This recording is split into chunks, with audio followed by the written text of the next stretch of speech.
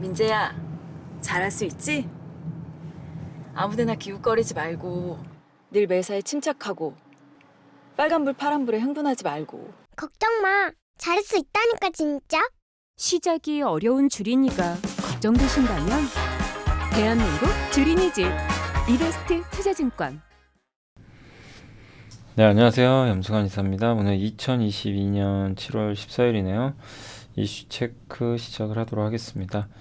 자, 오늘 보고서부터 좀 보여드릴게요. 오늘 시장이 그래도 미국의 물가 쇼크에도 올라서 다행이죠. 그래서 그건 좀 더 이따 설명해드리고, 오늘 보험업종 하나 있고요. 오늘 좀 많습니다. 사실 이게 이거 정리하는데 시간이 너무 많이 걸리더라고요. 조선주, 그 다음에 메리츠증권에 나온 자료 중에 하나고요. 그 다음 환율 점검, 코스맥스, BH, 롯데케미칼, 그리고 네오이즈. 그리고 물가가 오늘 좀 나온 게 있어서 설명해드리고, 이거를 제가 이렇게 좀 크게 늘려서 보여드려야 되는데 늘리질 못했네요. 아무튼 여기 주요 물가 지표들, 요거 보시면 이제 깔끔히 정리되실 거예요. 물가 지금 이번에 어떻게들 생각하고 있구나. 그게 명확하게 이제 머릿속에 그림이 그려질 수 있으니까 그거 설명을 해드리도록 하겠습니다. 그리고 또 SK증권에서도 물가 지표 하나 나온 게 있어서 설명해드리고, 그 다음에 이것도 이제 비슷한 그 내용입니다. 요게 되게 중요한 좀 표예요. 미국의 이제 경기 침체 나타내는 거고, 그 다음에 이제 투자 전략 관련해서 나온 보고서고, 그리고 유럽 이번에 노근창 센터장님이 현대차증권에 거기 갔다 오셨나봐요.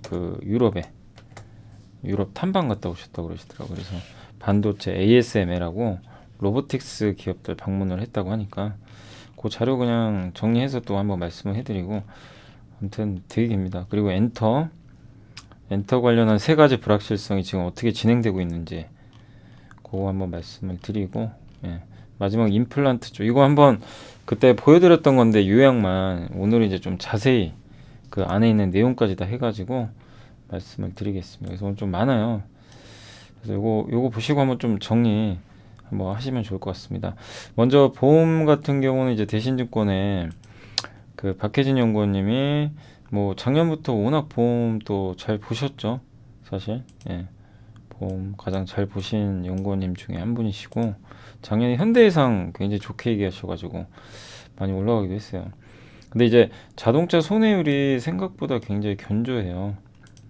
이게 손해율이 높으면 손해가 많이 나는 건데 사고가 많이 난다는 얘기죠, 자동차 사고가. 근데 손해율이 유지된다는 건 자동차 사고가 많이 안 난다는 얘기예요. 좋은 거죠. 그래서 4, 5, 6월에도 이게 유지가 됐다고 합니다. 70%. 왜냐면 6월에는 늘어날 줄 알았어요. 왜냐면 사람들이 밖에 많이 나가고 리오프닝하고 자동차 통행량이 사상 최대 육박을 했대요. 그래서 자보 손해율이 높아질 줄 알았는데 이게 교통법 개정이 강화되고 차량이 고급화되고 보험료가 올라가서 그렇다고 하는데, 특히 민식이법 아시죠? 그리고 안전속도 5030 이 법규, 그리고 이제 우회전할 때 이제 일단 멈춰야 되잖아요. 그런 것도 이제 교통법규가 굉장히 강화됩니다. 이러니까 사고가 줄어요. 그러니까 보험료 지급이 당연히 많이 할 이유가 없어졌고, 대신에 교통 위반 건수는 급증했다고 합니다. 이게. 그러니까 위반 건수는 늘어나는 상황인데 어쨌든 사고는 안 나는 거죠. 그리고 차량이 고급화되면서 보험료도 증가하게 됐고, 그래서 이런 것들이 복합적으로 작용했고, 또 백내장 수술하는 거 있잖아요. 여기 백내장 수술하는 거에 대해서 이게 보험 사기로 규정이 돼가지고 백내장 수술비가 급감했다고 합니다. 한 분기당 700억씩 줬는데 요게 300억 미만으로 줄었대요. 이러니 보험 손해율은 개선될 수밖에 없는 거죠. 그래서 금리까지 올라가면서 투자이익도 증가하고 보험주들의 실적은 괜찮다. 다만 이제 이런 것들을 우리가 몰랐던 것도 아니다 보니까 어느 정도는 좀 주가에 반영은 돼서 크게는 못 가겠지만 안정성은 높은 거죠. 그래서 보험사들 주가는 굉장히 좀 이렇게 단단하지 않을까라고 생각을 하고 있습니다. 그리고 은행주 바닥에서 좀 팔지는 말자. 뭐 그런 좀 내용인 것 같아요. 그러니까 은행주들이 요새 워낙 많이 빠졌잖아요, 지금. 예. 그래서 상당히 좀 주가가 좀 힘들고 금리 올라가는데도 막 빠집니다. 근데 요즘엔 빠지면 끝도 없이 빠지고요. 참 그런 게 어려운 것 같아요. 어쨌든 그러니까 정부의 규제, 대출 금리에 대해서 공공성을 강조했고 얼마 전에 신한은행 같은 경우는 대출 금리 5% 이상은 자기네가 보존해 주겠다. 막 그러기도 했죠. 그리고 미국 은행주가 약세 보이고 부실 대출이 늘어날 수 있다는 거. 근데 어쨌든 가격은 너무 싼 건 맞죠.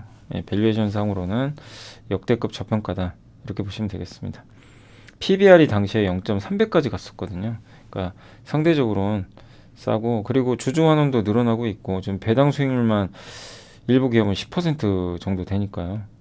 예, 그래서 2월 고점 대비해서 28% 하락은 너무 과도한 것 같다.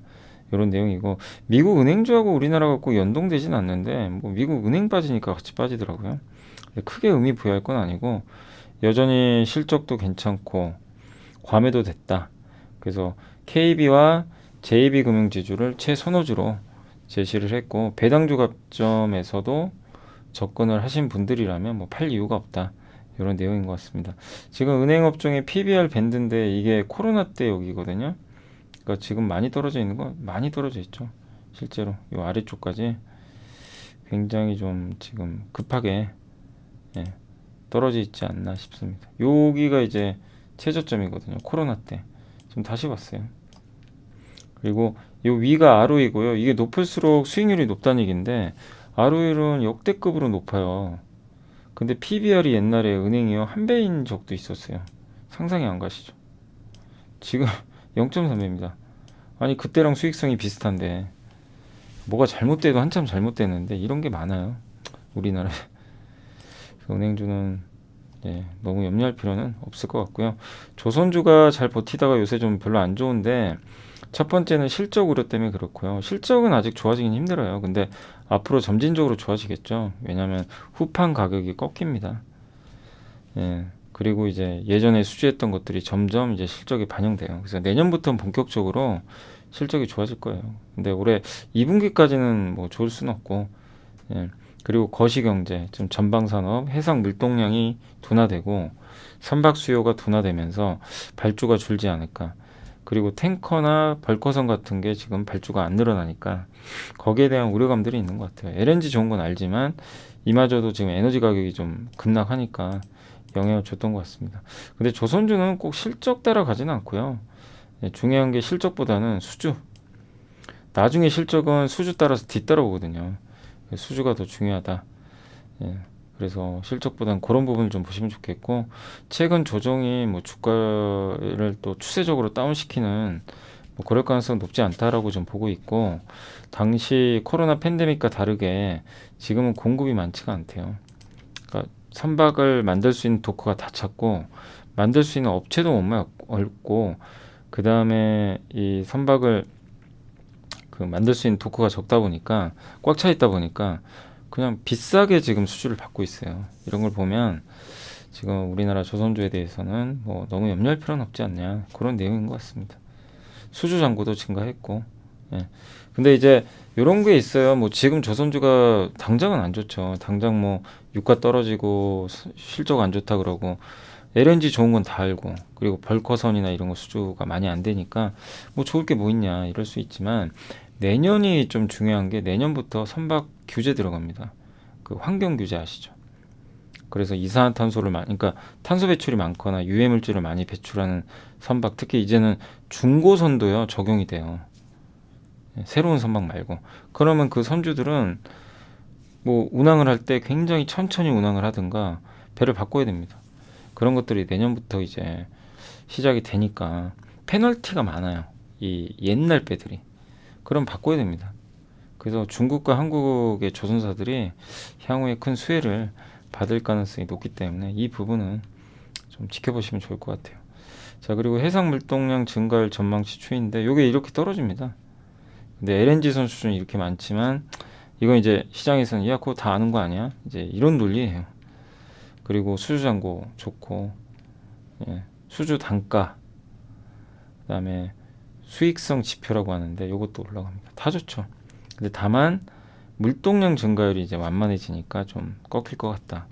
그래서 뭐 주가가 좀 빠졌지만 너무 이 부분을 좀 부정적으로 볼 필요까지는 없지 않나. 그래서 내년에 또 새로운 환경 규제 그것까지 생각한다면 조선주에 대해서 일시적인 부침은 있겠지만 뭐 부정적으로 볼 상황은 아니다. 그리고 한국의 LNG 선 같은 경우는 앞으로 독일이 LNG 수입을 많이 할 수가 있기 때문에 그런 면에서 장기적인 수혜는 충분히 받을 수 있지 않을까 보고 있습니다. 그리고 이게 메리츠 증권 자료니까 뭐 관심 있는 분들은 참고하시고, 이게 밸류체인이에요. 조선. 예, 이게 조선 밸류체인이다 라고 생각을 해주시면 좀 좋을 것 같습니다. 그래서 요게 보면 요게 한라 IMS가 선박 평형수, 예, 선박에 이제 좀 평형하게 해줘야 되거든요. 이거 예전에 저도 이거 많이 공부해봤는데 그게 맞나 모르겠네요. 선박 평형수라고 있는데 한번 검색해보세요. 저도 갑자기 설명하니까 이게 한참 뭐 선박 평형수도 규제가 있어가지고 그 배광, 동방성기, 크레인, 조명에서 선실, 요 위에 갑판이나 이런 거 만드는 이게 세진중공업이죠. 통신 장비가 삼영 ENC, 조강 ILI가 태광, 성강민도, 하이로코리아, DK랑 피팅, 그 관 이음새 있죠. 엔진이 한국조선해양, STX 엔진, HST 엔진, 이런 기업들이 좀 포진해 있고, 밑에 엔진 부품 태웅, 인화전공, 삼영엠텍, 대창솔루션, 그다음에 LPG 연료 탱크 있죠. 연료 그거를 세진중공업이 만들고요. LNG 본행제, 단열재, 열을 차단하는 그게 한국카본, 동성하이텍입니다. 요게 이제 LNG 그 조선 기자재 업종 밸류 체인으로 생각을 해주시면 좋을 것 같습니다. 예, 메리츠 증권에서 이걸 좀 작성했더라고요. 참고하시고, 자, 그리고 환율 점검 외화보 유액을 중심으로 이거 중간만 발췌한 건데, 우리나라가 지금 그 최근에 환율이 너무 올라가잖아요. 그래서 외환 보유액이 좀 줄고 있기 때문에 좀 이게 걱정이 되죠, 사실은. 그렇지만 너무 염려할 필요는 없다, 그런 내용이고, 순대외 금융자산이 플러스래요. 그러니까 우리나라가 부채보다는 금융자산에서 저게 플러스란 얘기는 채권이 더 많다는 얘기예요. 예, 그렇게 좀 보시면 좋을 것 같아요. 그래서 대외 금융자산에 큰 문제는 없다. 옛날 IMF 때는 부채가 훨씬 많았고, 그리고 부채가 단기 부채, 중기 부채, 장기 부채가 있는데 장기 부채가 많아요. 그러니까 당장 안 갚아도 되는. 그래서 단기 대외 부채 비중은 감소했고, 그러니까 장기가 차지하는 부채 비중이 73%나 돼요. 단기는 27%밖에 안 돼요. 그러니까 이게 외환위기 당시랑 다른 점이 이런 거예요. 그래서 뭐 IMF 얘기하신 분도 계시지만 그럴 가능성은 높지 않고요. 한국의 지금 대외 부채 중에선 장기물이 훨씬 많다. 그리고 대외 금융자산도 한국은 여전히 그 투자한 돈이 많다. 예. 그래서 부채보다 자산이 많기 때문에 너무 뭐 염려할 그건 아니다. 그리고 지금 환율 올라가는 게 우리나라가 뭐 달러가 부족해서 올라가는 건 아니거든요. 달러 유동성 위기면 심각한 거예요. 근데 코로나 때는 달러가 부족했어요, 실제. 그래서 그때 1,300원 근처 갔을 때도 되게 위험했어요. 정말, 예.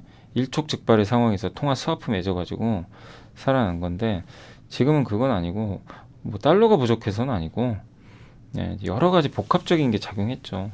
유로화가 너무 약하고, 엔화 약하고, 막, 그죠? 그런 것들이 작용해서 그런 거지. 지금은 뭐 우리나라가 달러가 부족해서 위기는 아니다. 그래서 크게 염려할 사항은 아니지만 그래도 환율은 떨어져야 됩니다. 예, 지금 그러니까 너무 1,300원에서 넘어서 이게 위기라고 뭐 많이들 얘기들 하시지만 그런 외환위기 갈 가능성은 아니다라는 그런 내용이니까 참고하시고, 코스맥스가 정말 오랜만에 목표 주가 올라갔어요. 근데 그 이유가 이제 앞으로 실적 좀 좋아질 것 같고, 예, 2분기는 안 좋지만 향후에 개선될 것 같고, 특히 중국이 좋아지고 있고요. 미국 공장 철수한 거 아시죠? 코스맥스 미국 공장 철수했습니다. 이게 영업 적자가 300억짜리인데 이게 날라가요. 그래서 지금 PER 6.3배까지 주가 빠지면서 떨어졌는데 이제는 뭐 나쁠 거 없겠죠. BH도 어제 주가 많이 빠져서 아마 저도 이게 빠진 게 뭐 폴더블 폰 뭐 이런 주문량 축소나 그런 건 줄 알았는데 요 내용이었던 것 같더라고요. 최근 BOE 중국에 그 다시 애플에 OLED 패널을 공급할 것이라는 그런 뉴스가 있었나 봐요. 애플이 안 쓸 거라는 뉴스도 있었는데 다시 쓸 거라고 하니까 약간 주가가 빠졌던 것 같습니다. 근데 이 물량은 얼마 안 됩니다. BOE가 임의로 설계를 변경했다라는 얘기가 있더라고요. 그래서 애플이 아마 많이 쓰진 않을 것 같아요.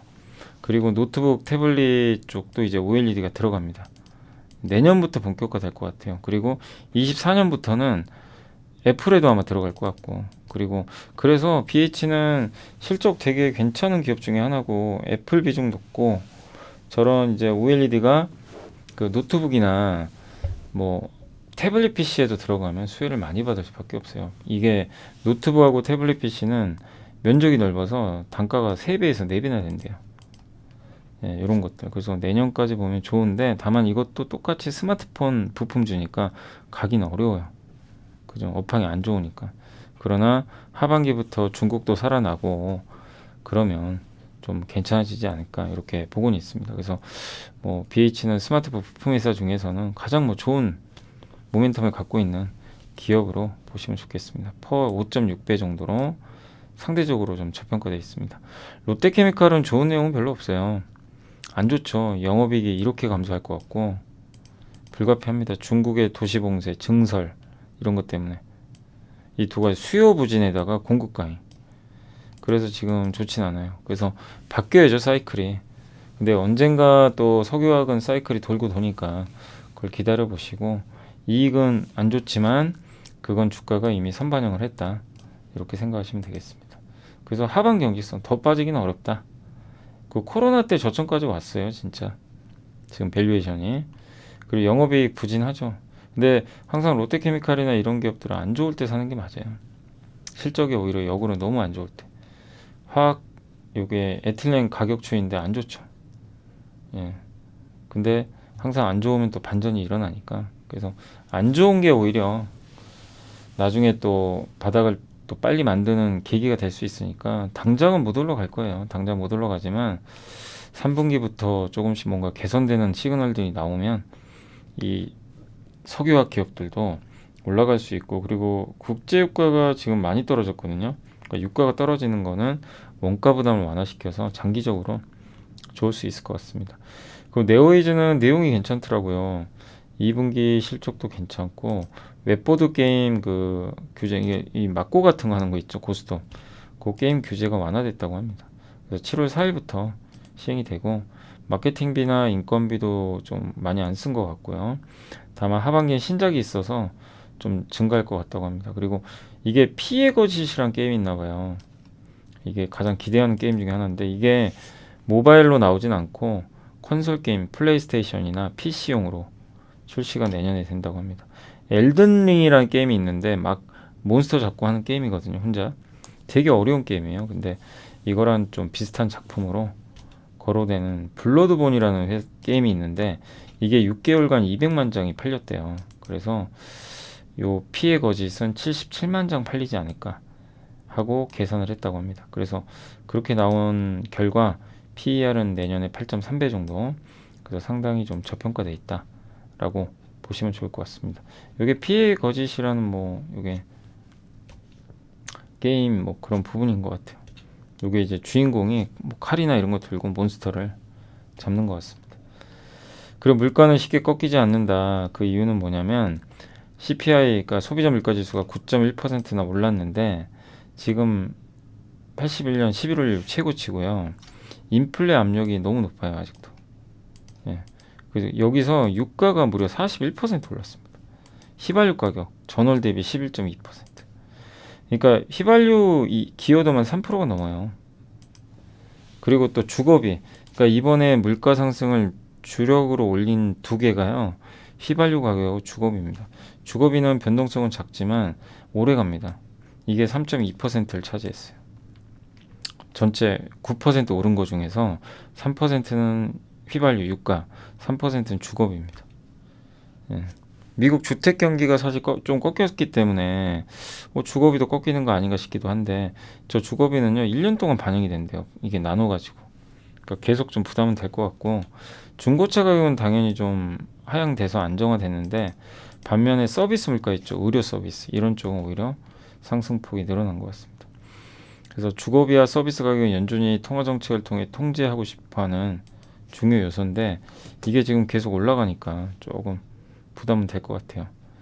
그래서 주거비와 이 서비스, 그러니까 원자재 가격은 지금 좀 잡혔어요. 요거는 좋은데 주거비와 서비스 가격이 만약에 안 잡히면 긴축은 좀 더 이어질 수 있다는 거. 그래서 지금 이번 7월에 무려 1% 빅1이라고 하는데 한 번에 1%로 올리는 확률이 78%까지 올라갔어요. 그러니까 이래도 놀랍지 않다는 거죠. 그래서 소비도 안 좋고 긴축은 계속되고 정말 어려운 장이죠. 진퇴양난 흐름은 이어질 것 같습니다. 이게 휘발유고요. 이게 휘발유 이렇게 올라갔고 주요 항목별 물가 기호도인데 요 주황색 선이 주거비예요. 주거비가 꾸준하죠. 맨 위에 이제 그 회색 선이 가솔린, 휘발유. 그러니까 저 주거비랑 휘발유 두 개가 다 원인입니다. 물가 상승을 이렇게. 그런데 좋은 것도 있어요. 미국의 시간당 평균 임금 꺾이고요. 소비 심리 꺾이고, 예, 근원 CPI, 에너지와 그 음식료를 제외한 CPI는 소비자 물가는 꺾였고, 예, 이런 것들을 종합해 보면 피크아웃 조짐은 분명히 보여요. 보이는 건 맞습니다. 예, 이런 것들도 그렇고. 다만 지금 주거비가 너무 올라가는 거, 서비스 물가, 서비스 물가가 안 꺾이는 게 좀 가장 좀 리스크 요인인 것 같아요. 주택가격 상승률은 좀 주춤해도 소비자 물가에 반영되려면 최소 1에서 그 1년 이상 걸리니까 아까 그 얘기고 농산물 가격도요 떨어졌어 최근에. 이게 근데 바로 반영 안 돼요. 우리 식탁에 올라온 데까지 몇 달의 시간이 또 걸립니다. 그러니까 이런 것들이 반영이 안 되는 게 좀 어려운 점이고 레스토랑과 호텔 관리 서비스 쪽이죠. 이쪽 물가는요 계속 올라갑니다. 레스토랑 좌석 이용객 수도 2019년하고 비슷하고.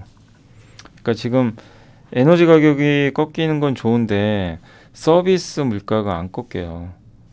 그러니까 주거비라든가 의료비, 저런 호텔, 레저 이런 쪽이 안 꺾이니까 물가는 계속 높을 가능성이 높고 이 고물가 환경에 적응할 수밖에 없어요. 지금 쉽게 저물가 가기는 어렵죠. 예전처럼. 네. 그래서 그 물가를 잡기 위해서 연준이나 우리나라 한국은행에서도 계속 금리를 올릴 수밖에 없는 상황이고 저게 언제쯤 꺾이느냐가 중요하겠죠. 언젠가 꺾이죠. 네. 근데 그 언제가 언제냐 이게 좀 어려운 것 같습니다. 그리고 SK증권의 안영진 연구원님이 미국 CPI, 그러니까 지금 막 소비자 물가 지수 발표하는데 막 사람들이 다 몰려요. 예. 옛날하고 너무 다르죠. 그리고 물가 상승세가 엄청 견조하고요. 그러니까 아까 앞서 대신증권 애널리스트 얘기랑 비슷하죠. 예, 비에너지 부분 물가도 계속 높다. 그 내용입니다. 그래서 연준의 역할론이 다시 부각됐고 수요도 위축시켜야 된다. 이 얘기인 것 같아요. 그래서 1% 인상 확률이 78%까지 급증을 하기 시작했습니다. 원빅이라 그러죠. 이거를 빅원인가요? 자이언트 스텝 다음. 그래서 시장은 채권을 보면 스태그플레이션을 반영을 하고 있고요. 왜냐하면 기준금리가 올라가면 단기 채권이 같이 따라가는데 장기 채권은 빠져버렸어요. 그러니까 단기는 상승하고 장기는 빠졌고 이게 그래서 장단기 금리 역전차가 발생했죠. 그래서 장기 금리가 떨어졌다는 면에서는 일단 경기 침체를 반영을 하는데 문제는 금리를 올려야 되는 상황이잖아요. 물가 때문에. 그래서 스태그플레이션 상황이다. 채권 시장. 그리고 주식 시장은 하락은 했는데 오히려 좀 안정적이에요. 오늘도 그렇고. 왜냐하면 미리 선반영돼서 그래요. 그리고 바이든이 물가 잡겠다고 강력한 의지를 내비쳤고, 예. 그래서 어쨌든 주식시장 반응 자체는 그렇게 나쁘지 않았다. 악재인데도. 그리고 이 일반적인 헤드라인 CPI가 그냥 일반 소비자 물가 상승률인데 전월비 1.3에서요. 음식료랑 원자재 제외한 근원 소비자 물가지수 전월비를 차감을 했더니 0.6 정도가 나온대요. 예, 0.6. 그러니까 저 0.6이 이제는 마이너스가 될 거예요. 마이너스로 바뀔 겁니다. 왜? 에너지하고 곡물 가격이 꺾였잖아요. 7월에. 그러니까 저게 반영돼요. 6월 대비해서. 그래서 전월비로 보면은 일단은 저 CPI는 좀 내려갈 확률이 높고 그렇다면 다음 달에는 0.3에서 0.5 정도 추정하는데 이거를 연으로 환산하면요 8% 후반 나온대요. 그러니까 얼마나 지금 유가 떨어진다고 해서 저물가로 바로 가는 게 아니라 고물가 레벨 자체가 유지될 확률이, 그러니까 이 고물가가 계속 더 이어지진 않아요. 막 계속 10 넘고 11 넘고 이게 아니라 8, 9에서 왔다 갔다 할 가능성이 높습니다. 소비자 물가 상승률이. 네. 그래서 절대적으로 높은 인플레 환경은 뭐 지속될 수밖에 없다. 그래서 이거를 막을 수 있는 변수들이 여기 나와 있는데 가장 첫 번째가 사우디 방문을 해서 증산 요청해서 되면 좋죠. 그리고 러시아가 휴전을 하거나 이 두 가지가 잘 맞으면 국제유가는 폭락을 하겠죠 또. 네, 하고 물가는 안정화돼요. 그리고 대중국 관세 인하도 나오는데 관세 인하를 하게 되면 1% 정도의 어쨌든 이제 인플레를 완화시킬 수 있는 그런 구도로 갈 수 있다고 합니다. 네, 근데 실질적인 효과는 미지수예요. 뭐 소비자 물가의 0.3% 정도밖에 영향 안 준다고 하니까. 일본이 제일 좋아요. 일본이 해결되면. 그리고 마지막으로 쓰는 카드가 금리 올려서 경기 죽이게 만드는 거죠. 지금 연준이 하고 있는 게 이거잖아요. 이 두 개를 지금 어떻게 할 수 없으니까. 근데 이게 가장 시나리오 확률이 높지만 고통이 제일 심해요. 경기를 담보로 해야 되잖아요. 경기 침체를. 그래서 이게 힘든 거죠. 지금은 이 구간이에요. 그래서 목적 달성은 하게 됩니다. 경기 침체 오면 물가가 안정화돼요. 그렇지만 많은 희생이 따른다는 게 너무나 어려운 점인 것 같습니다. 그래서 지금은 단기적으로는 여기 러시아 종전 휴전되든가 바이든 대통령이 뭔가 좀 얻어오든가 그런 게 좀 필요할 것 같습니다. 경기 침체는 이렇게 이미 진행 중입니다. 그리고 바닥과 나의 거리라는 이제 전략 보고서인데 지금 직업 투자들이 주식 비우고요. 흔히 사모펀드 펀드 매니저라고 보시면 돼요. 애널리스트의 전망을 낮추고 기업들이 실적이 안 좋고 일반인들의 주식에 대한 관심이 식을 때가 좀 저점을 확인하는 경우들이 많았다. 근데 지금은 애널리스트들이 전망을 좀 이렇게 약간 부정적으로 하는 요 구간으로 많이 좀 보고 있는 것 같아요. 지금은. 네. 그러니까 직업 투자들은 주식을 비웠는데 애널리스트들이 실적 추정치를 지금 하향을 하는데 그 속도가 더 나와야 좀 바닥이 나올 것 같습니다. 그래서 고점 대비 하락률이 30%, 이런 경우가 7번이에요. 외환위기, 닷컴볼, 이라크 금융위 다 대부분 뭐죠? 코로나 때까지. 예, 위기죠. 예, 근데 지금은 그 정도 위기급은 아닌데도 시장 빠져버렸고, 아무튼 지금은 침체, 보통 마이너스 30% 가면 침체라 그래요, 지수가. 그래서 그 정도 레벨까지 지금 좀 내려온 상황이고, 그래서 시장이 참 그런데도 불구하고 너무 흔들리니까 많은 사람들이 거시경제, 금리 정책 막 이런 거 보고 토론도 하시고 좋아요. 이런 거 알아놓으신 거 좋은데 시장이 좋거나 정상적일 때는 이게 중요하진 않거든요. 그렇게. 근데 지금은 너무 중요해졌죠. 그래서 여러분들도 뭐 이런 쪽에 대해서 공부를 하시는 거고요. 그리고 애널리스트들이 6월 말부터 이익 전망을 하향하기 시작했고 7월 들어서는 속도가 더 붙었대요. 그리고 하향 조정 기업도 2배 이상 늘어났고, 예, 그래서 주당 순이익 기준으로 상향 종목에서 하향 종목 수를 뺀 다음에 전체 종목으로 나눠서 계산하면 이익 전망이 이제 하향되거나 상향되는 그 속도를 알 수가 있는데 이게 6월 말에는 4%로 좋았대요. 7월 11일에는 마이너스 14.6%로 급락을 했다고 합니다. 근데 이 이익 수정 비율이 옛날에 코로나 때는 42%까지 갔었고, 그리고 금융위기 때는 한 20% 후반 정도 기록을 했대요. 그러니까 아직도 더 남아 있는 거죠. 그래서 여기서 그 하향 종목 수가 102개인데 이게 140개로 늘어나면 마이너스 28%까지 이제 떨어지게 돼서 거의 바닥 나올 수 있다. 그런 내용입니다. 그래서 뭐 계속 하향 조정은 될 거예요. 후행적으로. 네, 그리고 국내 투자들은 주도주 골라내는 걸 되게 좋아하는데 이게 주도주 내에서도 이게 쏠림 현상들이 좀 있대요. 그러니까 장이 좋거나 이러면 많이 쏠린대요. 근데 지금은 주가 바닥에서는요, 이 업종별로 쏠림이 아니라 분산이 많이 된대요. 그래서 2000년 닷컴 버블 때는 시총상위 10개 중에 통신주가 무려 5개. 2007년 10월에는 현대중공업, SK이노베이션, 두산중공업. 그 1년 후에는 KTNG, 현대차, LG전자가 진입하고 이게 바뀌는 거죠. 작년 7월과 지금 10월을 비교해보면 시총 상위 10개는 변화가 없대요. 순위만 바뀌었지. 근데 30위로 넓히면은 IT가 7개에서 4개로 줄었고, 커뮤니케이션은 4개에서 3개로 줄었고, 산업재, 금융, 에너지, 필수 소비재는 증가했다. 이렇게 보고 있는 것 같습니다. 그래서 시총 30일을 기준으로 해가지고 현재 업종분포는 2020년 3월보다 더 고르다고 합니다. 바닥 신호래요, 이런 것들이. 그러니까 하나의 기업이 뭐 이끌어서 가는 장이 아니라 다 침체, 주가가 고르게 부진한 이런 장이라고 지금 이런 데이터를 들어서 설명해줬고, 그 다음에 흔히 말하는 직업 투자자들, 뭐 여기선 펀드 매니저를 얘기하는 것 같아요. 근데 여기가 현금 비중이 지금 최근에 88.8%까지 떨어졌대요. 예, 아주 낮았을 때는 82%까지 간 적이 있었고, 예. 그렇지만 이게 낮다는 건, 이렇게 역대급으로 낮다는 건 주식 비중을 더 낮추기 어렵다는 거죠. 이런 전문 투자들 같은 경우는 자기 펀드를 운영하니까 주식 비중을 더 낮추긴 쉽지 않아요. 근데 과거 평균으로 봐도 많이 낮춘 상태고, 그래서 시장의 우려는 대부분 녹아든 것 같다. 그리고 고개 예탁금도 지금 최고점이 75조인데 지금 55조니까 20조 나갔죠. 신용잔고도 17조까지 떨어졌어요. 27조에서. 그래서 많은 지금 유동성이 좀 이탈됐다. 예, 이렇게 보시면 되겠고, 구글에서 주식을 검색한 빈도를 봤더니 작년 1월이 제일 많았고요. 예, 그리고 그때를 만약에 100으로 본다면 지금은 한 28 정도 수준을 좀 보인다라고 보시면 좋겠습니다.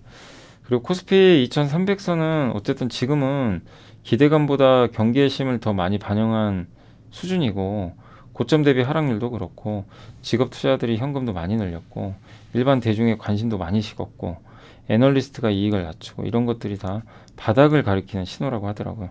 지난 31년 동안 국내 주식시장 패턴을 살펴본 결과 지금은 돈을 잃을 확률보다는 기회를 잃을 확률이 더 높다. 그런 내용인 것 같습니다. 예. 그래서 주식시장의 바닥을 잡고 싶은 투자자라면 안 말린대요. 근데 경험적으로 그건 불가능했기 때문에. 왜냐하면 주식시장의 바닥은 반드시 뾰족한 점 모양이 아니고 찍고 가는, 둥글 수도 있고 직선일 수도 있어요. 둥글게 이렇게 갈 수도 있고 직선으로 할 수도 있는데 알 수가 없다는 거죠. 그래서 지금은 그런 타이밍 맞추는 것보다는 바닥권의 전형적인 징후들이 많이 나오고 있으니까 지금 사서 중간에 손실을 보더라도 기다릴 수 있다면 매수를 미루지 말자. 그리고 이게 구글 트렌드 주식 검색 비도입니다. 이렇게 높았다가 꺾였죠. 예. 그만큼 지금 사람들 관심이 많이 떨어져 있고, 직업 투자들의 현금 비중도 지금 굉장히 낮은 상태라고 하더라고요. 그래서 이런 부분들은 뭐 시장 바닥을 예고하는 좀 부분도 있지 않나 하는 생각이 듭니다. 네, 계속 더 이어가 볼게요. 자, 그리고 이제 유럽의 반도체 및 로보틱스 기업 방문 후기, 현대차증권 노근창 연구원님이 이제 뭐 적어준 자료고, 그 ASML 잘 아시죠? 그래서 이제 사실은 노광 장비라 그러죠. 빛을 쏴가지고 회로기판에 빛을 쏴서 그 반도체 웨이퍼에다 이제 회로를 그리는 거예요. 제일 중요한 거죠, 사실은. 그 노광 장비 요거를 거의 그냥 독점합니다. 근데 이제 얼마 전에 미국에서 야 너네 중국에 이거 수출하지 마, 이렇게 얘기를 또 했다고 하더라고요. 중국은 반도체를 못 만들어요, 이렇게 되면. 아무튼 EUV 장비라고 많이 들어보셨죠. 그 ARF는 뭐냐면은 좀 굵은 파장이 있는, 굵은 파장이에요. DUV라고 하는데, 그러니까 파장이 좀 굵어요. 그래서 굵게 그려지는 장비, 다시 한번 설명해 드리면 그거고, 그러니까 이 파장이 되게 굵어요. 이게 여기다 이렇게 회로기판에다 그리는데 아주 굵은 거, 뭐 아주 굵다는 표현인데 이렇게 그리는 게 요게 ARF다. EUV는 뭐냐면 아주 극자외선이라 그래가지고 정말 미세합니다. 이게 촘촘해요. 이렇게 완전히 웨이퍼에 이렇게 그리는 게 빽빽한 거라고 생각하시면 돼요. 빈틈이 안 보이게 하죠. 쫙쫙. 예. 그러니까 예를 든 거예요. EUV로 그리면 이렇게 많이 나와요. 반도체가. 여기 다 반도체죠. 이런 조각들. 요겁니다. 그래서 요거까지. 그래서 EUV 장비 이제 시대가 열린 건데, 요게 매출액의 46%를 차지하고 있고요. 예. 이렇게 보시면 되겠고. 아이고.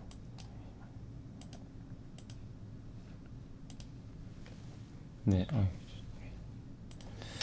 그리고 ASML의 주행비 수요는 주로 TSMC하고 삼성전자, 하이닉스, 인텔, 마이크론으로 확대되고 있는데, 지금 이게 이론적인 생산량이 1년에 55대인데 이게 2025년까지는 한 90대까지 늘어날 것 같다. 주로 많이 쓰는 데는 TSMC랑 삼성전자고요. 두 회사가 제일 많이 쓰고 TSMC는 7나노 공정에서 요 옛날 공정 있죠. 그거를 좀 대부분 쓰는데 EUV는 5나노에서 주로 쓴다고 합니다. 예. 근데 삼성은 7나노부터 썼어요, 사실. 그래서 올해 TSMC는 공격적인 요 장비 발주가 예상되지만 이게 대부분 양산용이 아니고 실제 그냥 반도체를 만드는 것보다는 연구소 있죠. 예. 연구할 때 필요한 그쪽으로 많이 사용된대요. 양산용 장비에 실제로 제품을 만드는 이건 삼성전자가 훨씬 더 많은, 그러니까 발주 대수가 더 많을 걸로 보고 있고, 그 네덜란드 정부가 이번에 탐방을 했는데 실제로 네덜란드 정부가 중국에 장비 수출을 못했대요. 그게 확인이 됐나 봐요. 예, EUV도 마찬가지고. 그래서 중국 우시의 SK 하이닉스 공장도 EUV 저거 쓰려고 그랬거든요. 근데 못 받은 거죠. 중국에 있으니까. 그래서 네덜란드는 미국 정부의 요구를 외면하지 않았고, 동시에 ASML이 미국 기업인 사이머를 인수하면서 미국 기술이 크게 사용되고 있나 봐요. 그래서 미국과의 관계가 굉장히 좀 돈독한 것 같습니다. 그리고 EUV 공급량의 50%는 그 이제 TSMC가 확보했고 삼성전자가 지속적으로 늘려나가고 있고, 삼성전자는 여기 보시다시피 7나노부터 좀 먼저 더 도입을 한 거죠. 예. 그리고 5나노 이하로 가면요, 이게 선폭이 좁아지죠. 그러니까 이 5나노, 4나노, 3나노는 얇아요. 선폭이 좁아지면요, 누설 전류가 많이 발생한대요. 그걸 없애기 위해서 만든 게 GAA 방식입니다. 이번에 삼성이 최초로 만들었죠. 근데 일각에서는 삼성이 이걸 폄하하는 게, 왜냐하면 수율도 낮고 초기 기술이다 보니까 중국의 비트코인 그 관련된 채굴용 그쪽에 들어가는, 기판 쪽에 들어가는 제품이다 보니까 이건 뭐 의미가 있냐 뭐 이런 식으로 폄하하지만, 근데 어쨌든 저런 걸로 시작을 하는 거예요. 그럼 영원히 안 할 겁니까, 그죠? 3나노든 뭐든 해야죠. 2등 후발주자인데 점프하기 위해서. 근데 삼성도 지금은 3나노보단 주력은 4나노로 갈 거예요. 예, 그렇게 보시면 되겠고, 그리고 매출액 대비해서 삼성전자가 설비 투자나 R&D 비중이 더 크고요. 그러면서 3나노까지 먼저 하게 됐습니다. 어쨌든 최근 삼성의 뭐 핵심 고객들이 이탈한다는 소문이 있었지만, 퀄컴과 엔비디아는 향후에도 파운드리를 TSMC만 하는 게 아니라 삼성까지 이원화 전략으로 간다, 이렇게 좀 보고 있고, 파운드리 수주잔고는 올해 2021년에 매출액에 앞으로 5년 동안 8배나 증가를 하게 된다고 합니다. 그리고 올해 1세대 GAA 양산이 진행 중이지만 내년에는 2세대, 그러니까 점점 이게 만들면요, 학습 효과가 생겨서 점점 더 기술은 진화하게 됩니다. 그래서 24년부터 삼성이 스마트폰에 들어갈 것 같아요. 요 3나노 방식. 당장은 아니고. 그리고 4나노가, 그러니까 삼성을 계속 욕했던 게, 많은 사람들이 수율이 왜 이렇게 안 좋냐. 근데 5나노 수율도 지금 굉장히 많이 올라갔고요. 이 4나노도 빠르게 개선이 되고 있대요. 예. 그러면 이제 이렇게 수율이 개선되면 뭐 많은 업체들한테 러브콜을 받겠죠. 그리고 내년에는 그래서 다수의 고객들한테 공급을 할 것 같다, 이런 내용이고, 이렇게 되면 수익성도 좋아지죠. 그리고 삼성 파운드리 사업은 뭐 의구심도 되게 많지만 연구개발과 이런 설비 투자의 중요성이 큰 산업의 특징과 그러니까 연구개발 굉장히 많이 해야 되거든요, 설비 투자랑. 그래서 삼성 종합기술원과 이게 협업을 많이 하나 봐요. 그리고 평택 공장에 메모리랑 비메모리가 같이 있어요. 연구개발하기가 되게 편리해요. 그러니까 TSMC보다 유리한 게 그거예요. 메모리를 같이 하기 때문에. 네. 그리고 이제 요거는 이제 반도체 얘기였고, 이제 자동차 반도체에서는 인피니언도 독일에 이걸 방문하시고 왔나 봐요. 그래서 연말에는 차량용 반도체나 이런 센서가 균형 상태. 그러니까 이게 요즘에 모비스나 현대 위아나 이런 기업들 주가 올라가는 게 이런 이유 때문이에요. 이제 차량용 반도체가 없었는데 이제 균형점을 찾아가는 거죠. 그 내용이 여기도 나와 있습니다. 이번 방문을 통해서. 자율주행 라이더용 있죠. 자율주행이 인지를 해요. 그러니까 사물을 인지하고 머릿속에서 판단을 해서 그 다음에 행동을 하죠. 제어를 하죠. 제어. 인지 판단 제어 이 순서거든요. 자율주행이. 근데 인지를 하는 것 중에 하나가 그 사람이 눈 같은 게 필요한데 라이다 센서입니다. 그냥 카메라도 있고. 근데 많은 업체들이 라이다 센서를 채택하는데 이게 질화학 갈륨이라는 소재를 적극적으로 활용할 것 같다고 하네요. 요 질화갈륨 만드는 회사가 우리나라에는 RFHRC가 있죠. 요 사업을 하는 회사고. SK도 지주회사 이 사업을 좀 하려고 하는 것 같고. 그래서 요게 좀 적극적으로 그 라이다용 센서에 자율주행과 연결이 돼 있는 거죠. 있는 것 같습니다. 그래서 그런 것들도 하나의 내용이니까 참고하시고 유럽도 그러니까 로봇이 산업용 로봇이 많잖아요. 뭐 공장에서. 근데 서비스 로봇 중심으로 많이 바뀌고 있대요. 그래서 애니멀이라는 로봇이 있는데 산업 현장에서 순찰 점검도 하고 그러니까 보스턴 다이너믹스의 그 개처럼 생긴 로봇 있죠. 사족 보행. 비슷한가 봐요. 그리고 말레이시아 페트로나나 이런 데서 다양한 층을 사족으로 이동하면서 주요 현장을 그러니까 순찰. 그러니까 건설 현장 이런 데 위험한 데 있잖아요. 갈 수도 있죠. 그리고 인간 손의 아바타 역할을 하는 섀도우 로봇도 있대요. 인간의 손처럼 산업 현장에서 쓰는 거. 그리고 세 번째는 자폐증 아이들에게 교육용으로 활용되는 큐티 로봇도 있다고 합니다. 그러니까 노인용 교육 여가 로봇 뭐 이런 것이라고 하는데 아무튼 이 로봇은 고속 충전을 지원을 하고 인텔에 이 카메라가 들어가 있고 인텔의 10세대 프로세서 반도체 칩도 들어가 있고요. 32GB DDR4 메모리, 12GB 낸드 플래시. 예. 이런 그러니까 로봇 산업이 이런 것들이 성장하면 메모리 반도체 산업이 성장하는 게 증명이 된 거죠. 이걸 보면서 이 탐방을 통해서. 그죠? 그러니까 앞으로 반도체를 좀 좋게 보는 게 자율주행뿐만 아니라 그 로봇 사업, 메타버스 되게 확장성이 높아요. 근데 아직 대중화가 안 돼서 그런 거죠. XR 기기, VR 기기도 다 들어갈 텐데 아직은 스마트폰 정도의 시장은 아닌데 언젠간 오죠. 예, 언젠간 오기 때문에 장기적으로는 너무 의심하지 마세요. 반도체는. 예. 그리고 배달 로봇은 제가 읽어보니까 그렇게 매력은 없대요. 그러니까 업체 측 입장에선 뭐냐면 배달 로봇은 아직은 인간이 조종을 해줘야 된대요. 뒤에서 개입을 해서. 예, 그래서 작동하기도 되게 어렵고 예, 그래서 이런 것들 조종 실패하면 또 파손되면 수리 비용도 많이 들어가거든요. 그래서 인간의 개입이 없어야 의미가 있는데 인간의 개입이 아직은 필요하기 때문에 배달 로봇은 좀 시간이 많이 걸릴 것 같다. 그런 내용인 것 같습니다.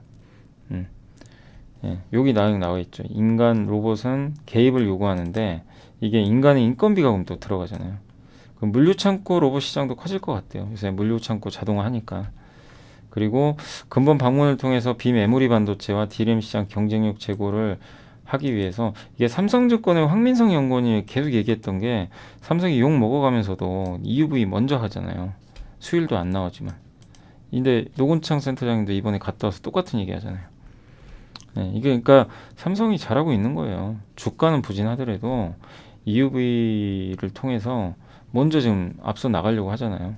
그건 잘하고 있다고 생각합니다. 그리고 수율도 증가하고 있고 EUV 장비도 지금 많이 확보해 놓고 있고 네, 그래서 전반적으로 삼성에 대해서는 좀 재평가를 해야 된다. 그런 내용입니다. 5나노 이하에서 혁신을 하고 있기 때문에 다만 성과가 나오는 데까지 시간이 좀 걸리는 거죠. 그리고 탑픽으로는 삼성전자와 삼성전기를 제시했고 삼성전자는 파운드리 이쪽에서 좀 좋은 성과를 기대하는 것 같고 전기는 이 MLCC가 저는 로봇 자동차 다 들어가요. 스마트폰에만 들어가는 게 아니기 때문에 카메라 모듈도 앞으로 많이 들어가고 뭐 테슬라의 자율주행용 카메라 수주했다는 얘기도 있었죠.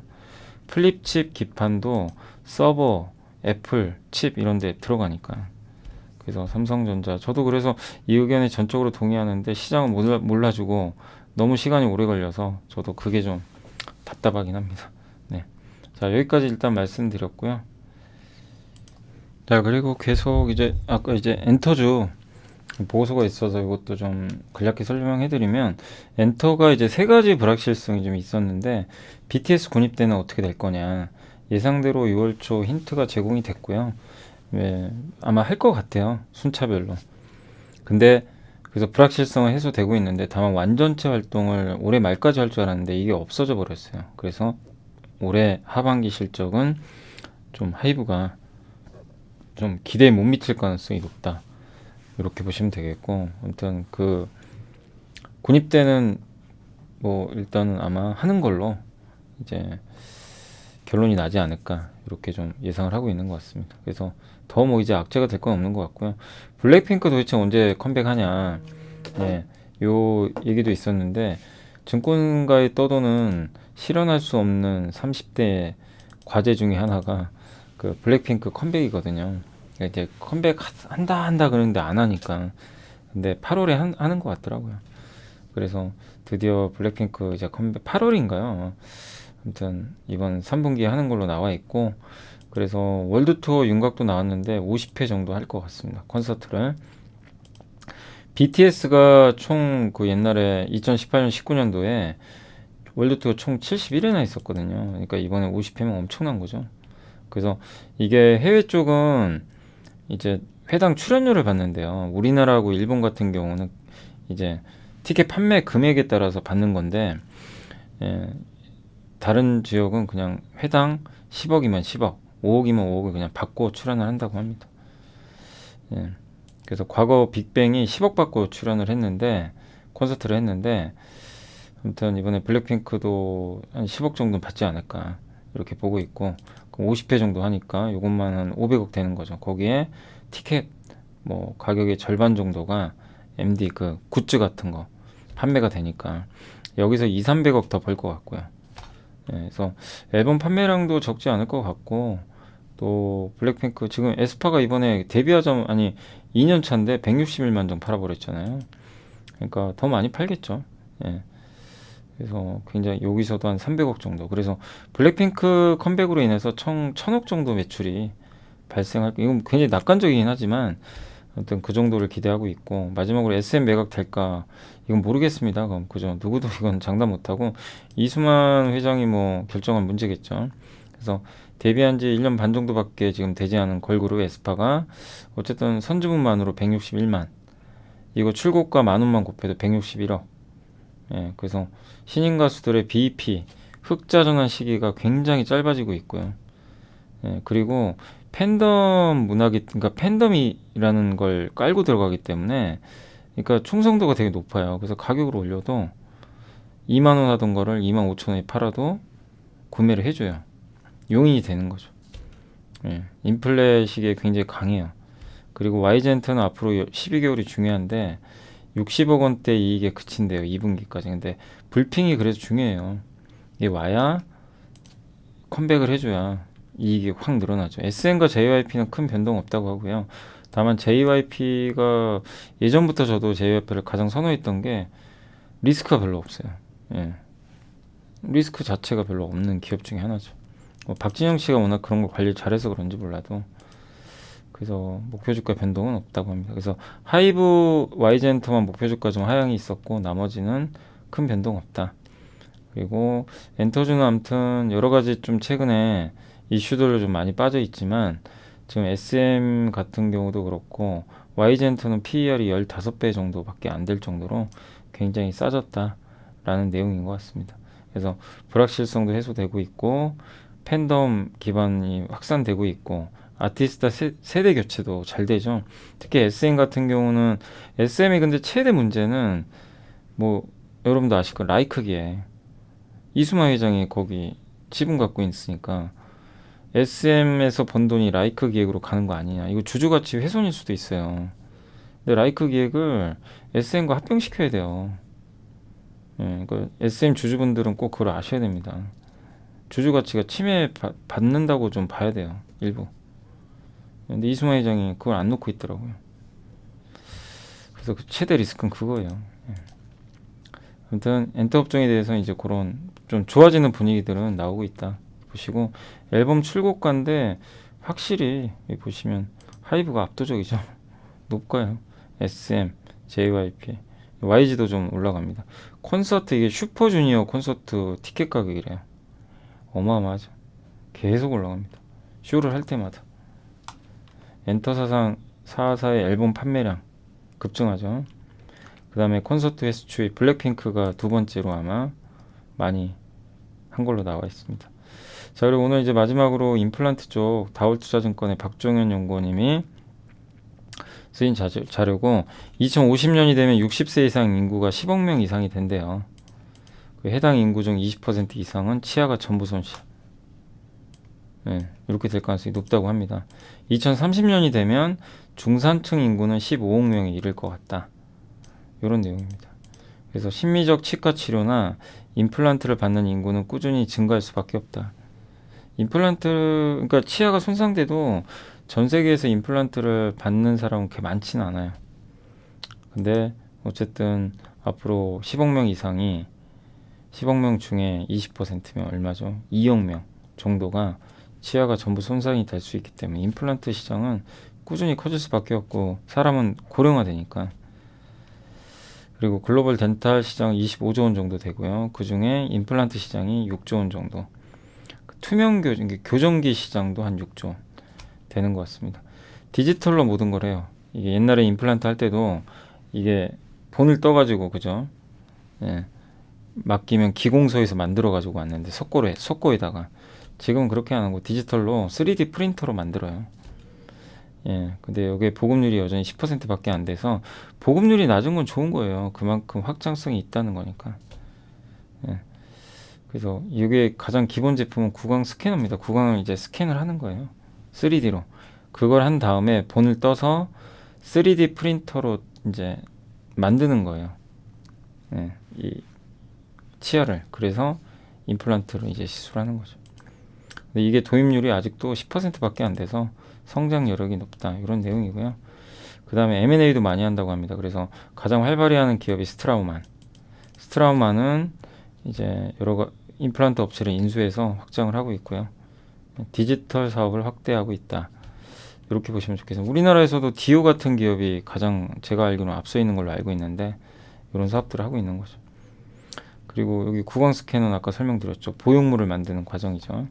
그러니까 여기 나와 있죠. 아날로그는 직접 환자의 치아본을 떠가지고 기공소로 보내서 보철물을 기공소에 작업을 하는데 이건 3D로 하기 때문에 시간이 금방 그날 끝나요. 예. 물리적 시간이 극단적으로 감소합니다. 근데 가장 문제가 되는 거는 성능과 가격인데 근데 어쨌든 가격이 좀 비쌀 수밖에 없는 거죠. 근데 우리나라 기업들은요 중저가 라인업을 출시를 해가지고 이 시장을 공략하고 있어요. 해외 회사들은 비싸요, 되게.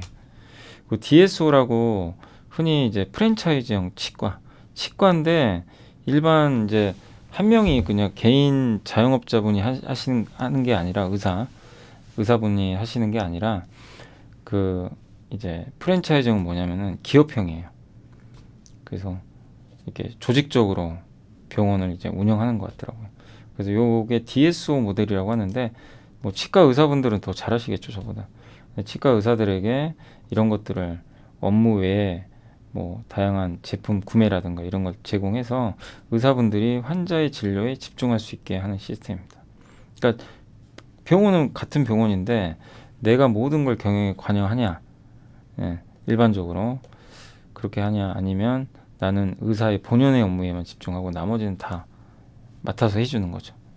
그게 프랜차이즈형 치과다. 예, 이렇게 보시면 되겠습니다.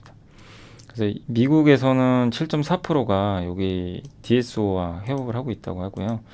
2020년에 10.4%까지 점점 늘어나는 것 같아요. 지금 비중이. 그래서 2025년까지는 30%까지 늘어날 것 같고 이런 사업을 스트라우만 같은 회사가 하고 있다고 합니다. 네, 국내에선 디오하고 레이가 DSO와 협업을 하고 있고요. 디오가 이미 미국에 가 있어요. 그래서 미국 시장이 성장하면 디오가 좋아져요. 미국 내 1450개 치과 소유하는 요 DSO와 공급 계약을 체결했다고 합니다. 레이는 현재 이제 조인트 벤처를 맺어서 중국에 진출했다고 합니다. 중국은 가장 빠르게 성장하는 시장이죠. 민영병원 시장 점유율이 또 높고, 근데 이게 아직은 주니어 의사 비율이 높아서 좀 약간 기술이 떨어질 수는 있어요. 그죠? 예. 그 교육 수준이 낮기 때문에. 그래서 임플란트도 이거 교육을 받아야 하거든요. 의사분들이 교육을 받고 하는 건데 이게 중국은 그래서 좀 경쟁력이 떨어질 수도 있어요. 그래서 오스테 임플란트나 덴티움이 중국 의사들 교육을 많이 합니다. 예, 그래서 지금 1, 2위 다투는 거예요. 중국에서. 교육을 잘해서. 그래서 중국 시장은 현재 5에서 10%밖에 침투율이 안 되고 확장될 여지가 굉장히 많고요. 예, 중국 경쟁 업체들이 있는데 여기는 중국 회사들은 점유율이 2%밖에 안 된대요. 아무튼 중국과 한국 해외 유수의 업체들과 이제 3파전이에요. 여기서 우리나라 업체들이 현재 중국에서 1등하고 있습니다. 상하이 락다운이 해제됐고 그 다음에 그 수출 데이터들 보고 막 이렇게 매매 많이 하시잖아요. 이렇게 막 임플란트도 매월 10일 단위로 이렇게 나오는데 그거 보고 너무 하지 마세요. 그거 안 좋게 나오면 팔고 좋게 나오면 사고 그거 단타잖아요. 그리고 여기도 이 애널리스트가 쓰셨어요. 뭐라고? 수출입 통계가 실제 기업의 매출액으로 인식되기까지는 괴리도 있고 특히 해당 기업이 해외에 직접 법인 운영한 경우도 있거든요. 다른 유통상을 경유해 수출하는 경우도 있어요. 그러면 수출 데이터가 안 잡히는 경우도 있어요. 늦게 잡히거나. 그러면 이번에 그런 게 비중이 많으면 수출 데이터를 봤더니만 안 좋아요. 근데 실제 수출은 잘 됐을 수도 있어요. 알 수가 없다는 거예요. 그러니까 너무 수출 데이터 보고 막 그렇게 하지 마세요. 그게 100% 정답은 아닙니다. 예. 그리고 이런 것들이 너무 한때 유행해가지고 다 알려져 버렸어요. 모두가 다 알고 있으면요. 그거는 이게 어떤 그런 데이터를 가지고 투자해가지고 시세 차익 내기가 되게 어렵습니다. 사실. 아무튼 여기도 그런 거에 대해서 얘기를 써놨고요. 그리고 마지막으로 VPB 제도가 대량으로 약을 구매해서 싸게 구입해서 이제 병원에 공급하는 건데 중국 정부가 약을 싸게 구입을 해서요. 국공립 병원에다 이제 보내주는 거예요. 약가인화 정책이라고 보시면 돼요. 그 내용이 여기 나와 있죠. 그래서 치과용 임플란트에도 이거를 넣겠다라는 계획을 밝혔다고 합니다. 그러니까 임플란트도 들어갈 확률이 높은데 다만 영향은 제한적이다. 왜냐하면 국공립 의료단체 주로 납품되는데 품목에 대한 거니까 우리나라 업체들은 주로 민영기관에 납품하거든요. 그래서 큰 영향 없고 그리고 제네릭과 인슐린 사례와 비교를 해보면 중국 로컬 업체 중에 그러니까 중국 업체 비중이 중국 회사들을 보호하기 위한 거거든요. 어떻게 보면은 예, 해외 업체들이 너무 많이 하니까 중국이야 너네가 잘해야지 막 이래서 의도적으로 이제 약간을 낮추려고 하는 거예요. 근데 임플란트는 중국 로컬 업체가 별로 없고 중국 로컬 업체는 이제 중국 회사를 뜻하는 거예요. 그리고 임플란트 매출이 유의미하게 발생하는 임플란트 기업이 별로 없대요. 매출도. 그러니까 경쟁 자체가 사실 안 되는 거예요. 그래서 개별적으로 의료기기 기업이 중국에 취할 수 있는 방법은 신제품 출시라고 합니다. 근데 VBP 제도는 출시 시기가 비교적 오래되지 않은 신제품들에 대해서는 이런 걸 펼치지 않는데요. 그래서 의료기기 회사들이 신제품을 막 내놔요. 그러면 이 제도에 안 걸려요. 피해를 안 보는 거죠. 옛날 기기에 많이 해당이 되니까. 그런다고 합니다. 예. 그래서 그런 부분들도 일부 있다는 건 염두에 두시면 되겠고 투명 교정기 시장과 이제 임플란트를 많이 비교하는데 그 투명 교정기 시장은 중국 업체들이 좀 최근에 잘하나 봐요. 그러니까 임플란트는 중국 회사들이 존재감이 없는데 투명 교정기는 존재감이 좀 있는 것 같습니다. 그러니까 임플란트는 이런 영향에서 크게 악재일 이유가 없는 거죠. 그러니까 저게 사실 VBP 제도가 한참 나왔을 때 주가가 안 좋았는데 실제 내용을 이렇게 뜯어보면 그렇게 우려할 만한 상황은 아닌 것 같아요. 예, 근데 물론 더 봐야죠. 근데 중국 회사들이 아직 경쟁력이 떨어지기 때문에 한국의 뭐 오스테 임플란트, 덴티움, 디오 이런 기업들에 대해서 레이나 너무 염려할 상황은 아닌 것 같다. 다만 투명 교정기 시장은 중국 업체들도 좀 잘하고 있다고 하니까 이 부분은 좀 경쟁이 될 수는 있겠죠. 예, 중국은 이런 특징이 있대요. 특정 산업에서 기술 격차를 극복하려고 차세대 기술에 투자를 집중하는 방식을 많이 선택한다고 합니다. 자동차는 내연기관 건너뛰고 전기차, 신용카드 안 하고 핀테크로 바로 갔죠. 그게 이제 중국의 좀 특징 중에 하나인 것 같더라고요. 근데 어쨌든 중국은 이미 시장이 형성돼 있는 임플란트에 투자하는 것보다는 이런 걸 봤을 때는 투명 교정기 쪽으로 가지 않을까 이렇게 보고 있는 것 같아요. 근데 이거는 이제 이 애널리스트 분의 추정이니까 이게 무조건 맞는다고 생각은 하시면 안 됩니다. 그럴 수 있다는 거예요. 그래서 국내 기업들은 해외 기업과 비교해서 경쟁력도 뛰어나고 한데 엄청 싸요. 예, 그러니까 너무 중국, 러시아 비중이 높다는 리스크 이런 것 때문에 할인을 받는 거죠. 그래서 그렇다 하더라도 밸류에이션 자체는 워낙 싸고 우려는 하지만 중국, 러시아에서 잘하고 있잖아요. 그래서 매 분기 나오는 실적 테크 하시면서 그 임플란트 회사들은 장기 투자를 병행하시면 좋을 것 같고, 안 좋아지는 게 보이면 파셔야죠. 근데 그러기 전까지는, 그런 게 확인되기 전까지는, 그러니까 경쟁력이 훼손되는 그런 게 아니라면 뭐 장기적으로 임플란트는 괜찮지 않을까 이렇게 보고 있습니다. 그래서 기업 가치 재평가 필요하다. 여기서는 오스테 임플란트를 최선호주로 제시했고, 그 다음 덴티움, 레이를 좀 제시했고, 디오는 아마 이제 미국 비중이 좀 높아서 그런 것 같아요. 네, 디오는, 이게 관건은 그거죠. 디오 같은 경우는 미국에서 좀 성과가 나와야 돼요. 예, 미국도 이제 시장 커지니까 시간은 걸릴 것 같습니다. 그 대신. 자, 그래서 오늘 보고서가 좀 너무 많아서, 이게 벌써 1시간 지났습니다. 요거 만드는데도, 제가 요거 만드는데 3시간 걸렸어요. 자료 찾고 막 정리하고 하는데, 와, 이게 만만치가 않네요. 아무튼 오늘은 좀 길었습니다. 이렇게 말씀을 드리겠고, 그리고 시황 좀 정리해 드릴게요.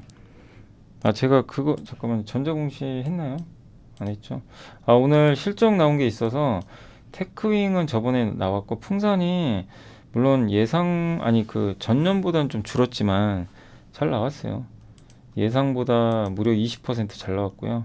포가 3.9배밖에 안 되니까 참고하시고, 포스코홀딩스도 작년보다는 줄었지만 우려보다 잘 나왔어요. 5%.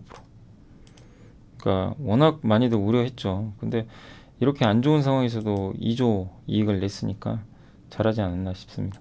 그리고 SK바이오팜이 세노바메이트라고 뇌전증 치료제 있어요. 이 절도하는 거. 그 치료제를 남아메리카 있죠. 남유럽이 아니라 남미 쪽. 요쪽 17개 국에 그 기술 수출을 했다고 합니다. 그래서 최대 금액은 613억 정도, 뭐 엄청 많은 건 아니지만 613억 정도 최대한 받을 수 있고, 요게 200억 정도 돼요. 계약금이 200억, 그죠? 요게 613억 정도 되는, 총 809억의 기술 수출 계약을 맺었습니다. 그리고 내부자 매수는 어제 나온 거 중엔 파트론 대표이사가 2억 4천만 원어치 샀어요. 가격은 8,124원인 거 참고를 해주시면 좋을 것 같습니다. 좀 크게 보여드릴게요. 이렇게 돼 있고, 코오롱 인도도 대표이사가 1,000주 정도 6,800원에 샀고요. 하나솔루션은 상무가 33,550원에 300주를 장내 매수했고요. 아이패밀리 SC는 부사장이 900주를 22,308원. 아이패밀리 SC 뭐냐면 색조 화장품 만드는 회사입니다. 저 올리브영 같은 데 가면 있어요. 중국 비중이 거의 없어요. 그래서 아이패밀리 SC는 리오포닝 좀 찐 수혜주 중에 하나다 라고 보시면 좋겠습니다. 요런 이제 그 전자공시가 있었으니까 참고하시면 되겠습니다. 자, 그리고 오늘 시장 간단히만 정리하고, 오늘 지수 시장은 옵션 만기일 영향으로 좀 하락을 했지만 잘 버텼고요. 많은 분들이 사실 오늘 좀 우려했던 게 좀 그거잖아요. 그 미국 그 뭐죠? 소비자 물가가 너무 올라서 이거 좀 우려를 했는데, 다행히 소비자 물가 우려 부분은 있었는데도 증시가 잘 버텼다. 한마디로 내성이 좀 생겼다 라고 생각을 해주시면 좋을 것 같습니다. 오늘 아쉬운 거는 어쨌든 기관들이 좀 팔았다는 거, 하루 만에. 근데 외국인은 또 많이 샀어요. 서로 포지션이 좀 바뀌었죠. 그래서 외국인이 들어온 거는 정말 오늘 종가에 사긴 샀지만 어쨌든 4천억 샀습니다. 외국인이 산 건 굉장히 긍정적이다. 주로 산 거는 전기전자 업종 2,589억 정도를 순매수를 했습니다. 그래서 기관이 판 거를 아마 받아간 것 같아요. 그래서 오늘 아마 제가 지금 아직 확인은 못 해봤는데, 그저 삼성전자 샀어요. 삼성전자, LG에너지솔루션, 요 우리 한국의 대표 IT 기업들 3인방 다 골고루 매수를 해서 굉장히 긍정적인 것 같습니다. 그래서 IT를 산다는 건 한국을 사는 거니까 굉장히 좀 다행스러운 부분이 아닌가라고 좀 말씀을 드리고 싶고요. 그리고 해외 지수 쪽에서 오늘 이 차트가 왜 이러죠? 오늘 원달러 환율은 또 아쉽게도 올라갔네요. 요게 좀 오게 튑니다. 환율이 좀 떨어져야 되는데 너무 달러가 강해요. 엔화는 너무 약하고, 엔화는 약하고. 이게 엔달러 보이세요? 엔화가 이 올라간다는 건 뭐 무슨 얘기예요? 엔화가 폭락한다는 얘기예요 지금. 엔화 가치가 계속 떨어져요. 이게 좀 꺾여야 되는데 그래야 우리나라 원화가 강해지는데 좀 답답하죠. 그러니까 엔화 유로화가 너무 약해서 달러가 진짜 강합니다. 저게 빨리 끝이 나야 될 텐데요.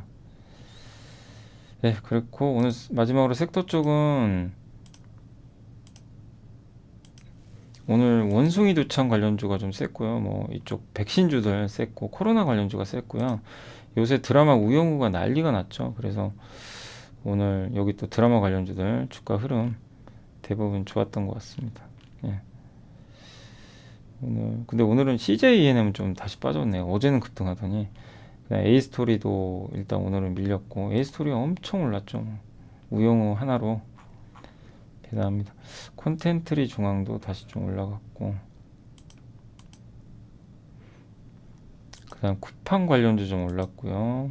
가스관, 화장품 오늘 코스맥스, 토니모리 코스맥스 아까 이제 보고서 보여드린 대로 그 내용 때문에 미국 철수 호재고 2차전지 장비도 오늘 되게 좋았습니다. 이노메트리, 원익PN이 좋았고 코로나19 진단키트 2차전지 생산업체도 오늘 오랜만에 이노베이션이 한 3% 올랐고요.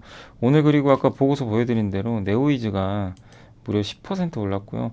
네오이즈는 내년에 그 피해 진실인가요? 그 아까 말씀드린 거 그게 최대 기대작이니까 내년 1분기 정도까지는 염두에 두셔도 좋을 것 같고요. 그리고 드론 관련주, 의료기기 오늘 엔터주 괜찮았고 음원음반주 그 다음에 면세점 관련주도 면세점은 토니모리가 올라서 그렇군요. 이건 면세점 관련주로 하긴 좀 그렇죠. 그리고 보톡스 관련주도 좀 좋았고 정유주, 손해보험도 아침에 보고서 보여드렸지만 오늘 하나손해보험이 되게 많이 올랐습니다.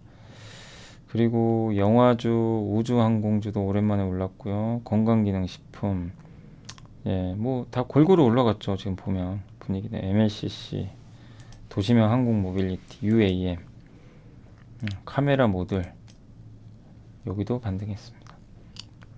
오늘 오랜만에 뭐 급등까지는 아니지만 그리고 광고주 뭐 이렇게 올라왔고요. 반도체 장비도 모처럼 반등했고 빠진 거는 사료주들 많이 그러니까 원자재 가격 상승 수혜주는 오늘 좀 대부분 빠졌습니다. 은행주도 일부 좀 빠졌고 건설주도 참 힘이 없어요. 그죠? 계속 좀 빠지기만 하고 타이어주들도 유럽 때문에 좀 안 좋고 그다음에 의류주도 오늘 좀 안 좋았습니다. 조정이 좀 나왔습니다. 공구음원 때문에. 그러니까 이 공구음원 아시죠? 이건 예고된 하한가예요. 뭐 안 봐도 이거는 뻔한 거 아닌가요? 그죠? 이게 말이 안 되죠. 이렇게 올라가면 안 돼요. 그러니까 공매도는 저럴 때 하라고 있는 거예요. 공매도는 이렇게 말이 안 되게 뭐 무중태만이 뭘로 올라가는 거 있죠. 그럴 때 가격을 낮추라고 공매도를 하는 거지. 이미 폭락해 있는 이런 멀쩡한 기업들을 공매도라고 있는 게 아니잖아요. 그저 외국인들 그잖아요. 이렇게 많이 빠져 있는 뭐 예를 들면 삼성전자 같은 거 공매도라고 이게 순기능이 아닌데 이렇게 빠져 있는 걸 공매도하고 이게 진짜 말이 안 되는 얘기죠. 공매도는 이런 기업을 하라고 있는 게 공매도입니다. 저렇게 너무 오버한 거. 예. 근데 이건 경고를 많이 해드렸어요. 제가 각별히 조심하시라고. 이게 예정된 수순이에요. 이렇게 무중테마로 간 거는 결국 어쩔 수 없어요. 지금 상황 자체가. 그러니까 합리적으로 움직여 줘야 돼요. 주가는. 근데 우리나라 시장이 너무 안 좋다 보니까 이런 비합리적인 게 너무 많았던 것 같습니다. 아무튼 한국의 공매도 좀 제발 좀 금지 좀 시켜줬으면 좋겠고 증시 안정펀드도 빨리 좀 집행하시고 주식시장 좀 살려야 되는데 너무 그냥 수수방관 하고 있는 것 같아요. 정부에서. 그게 너무 답답하네요. 진짜. 계속 얘기할 겁니다. 저는. 아무튼 인터넷 대표주도 오늘 좀 일부 빠졌고 조선주 일부 빠졌고요. 백화점 관련주도 일부 빠졌고 다 안 좋죠. 뭐 백화점 실적 좋아도요 인정도 안 해줍니다. 조선주도 오늘 다시 빠졌고 그리고 남북금융조 IT 대표죠. 오늘 좀 밀렸고요. DB하이텍은 뭐 어제 오늘은 좀 반등했는데 진짜 정말 화나죠. 그러면 안 되는 건데. 네, 아무튼 그랬습니다. 오늘 어쨌든 시장은 요 정도까지 설명드릴게요. 오늘 또 너무 오래 해가지고. 자, 아무튼 물가지수 오늘 우리가 공부하면서 느낀 건 뭐죠? 물가지수는 장기화될 수밖에 없다. 고물가는 이건 인정해야 됩니다. 어쩔 수 없고요. 다만 피크아웃은 찍은 것 같아요. 그래서 이게 둔화되면요 주식시장 올라갑니다. 왜냐면 미리 다 빠졌기 때문에. 그러나 고물가 시대가 오는 거는 불가피하고 좀 장기화 될 것 같고, 그래서 금리도 고금리가 될 거예요. 근데 이미 금리가 그걸 반영해서 미리 다 올라 그랬어요. 금리가. 그래서 앞으로 금리도 좀 안정화 될 거고, 예, 그 주식시장도 좀